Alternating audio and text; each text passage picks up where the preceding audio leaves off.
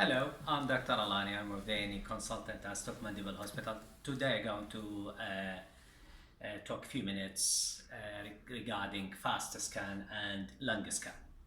So it's basically why we're doing FAST these days becomes very common if most of the department in UK having the ultrasound and using it in a trauma and non-trauma situation because it's can be done simultaneously with the other station work.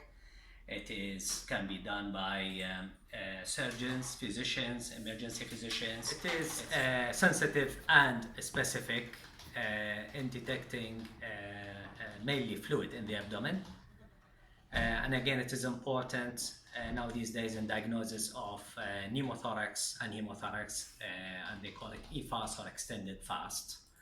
And it can be performed, as I mentioned, by emergency physicians and ITU doctors as well.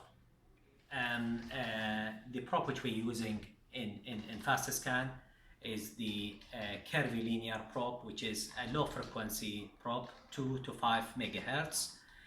And it is always a rule that the marker of the prop will be to the patient, towards the patient head when we do longitudinal scan, or to the patient right side or patient right shoulder when we do the horizontal or cross-sectional scan.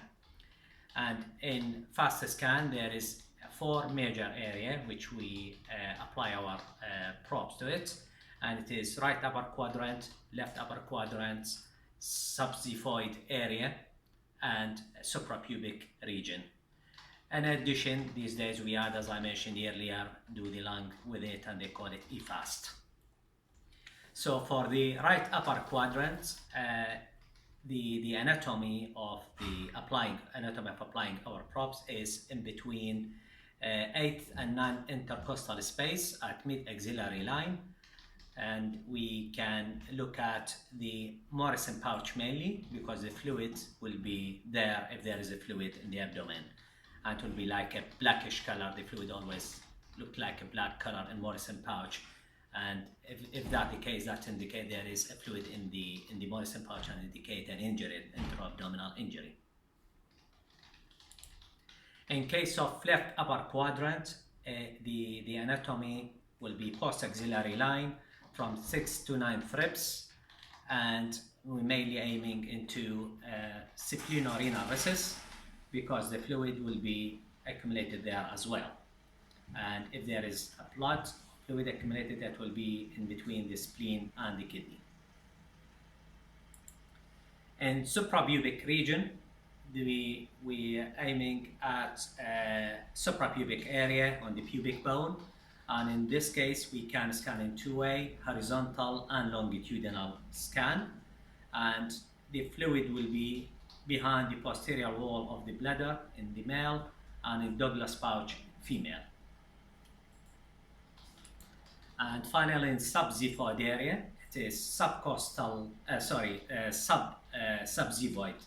area.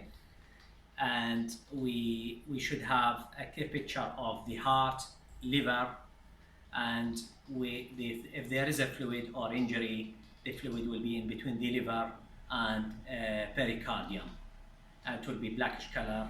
If the amount of a fluid is large amount, the fluid will be surrounding the heart. If it's a small injury or small amount of blood accumulated in that area, there will be a small blackish line separate the liver margin from pericardium.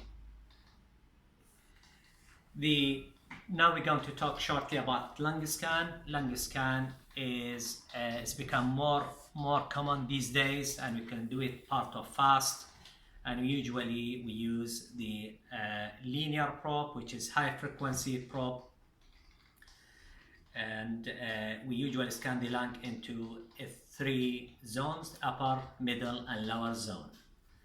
And our aim to look at the pleural sliding, and in that case, at the same time we can switch on the M mode, and we look at a sign, they call it seashore appearance, which indicate with the presence of pleural sliding indicate normal healthy lung, and in absence of pleural sliding or absence of the seashore sign, they may indicate a presence of pneumothorax.